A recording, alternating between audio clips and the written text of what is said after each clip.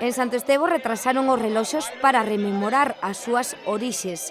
A fraga situada no alto da Capela da Vila converteuse na tradicional romería, onde antigamente mercaderes e xente do lugar celebraban os festexos. Remontámonos ao século IX, e o que se está certificando é a doazón por parte do rei Xilo, rei de Asturias e Galicia, coa capital en Pravia, deste lugar, deste sagrado lugar.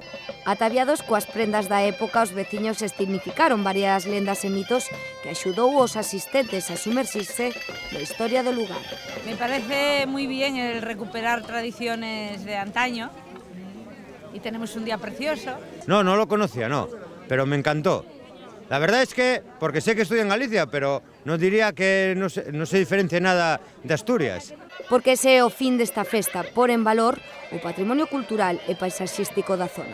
Isto é un luxo, isto é un paisaxe natural, é unha das fragas, por non dicir a fraga mellor conservada, tan ao norte da Mariña Lucense.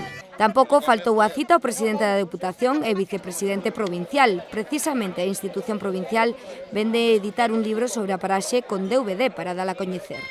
Xornada de música celta, produtos típicos e xantar de año e porquiño, preparados como se facía antigamente, o espeto.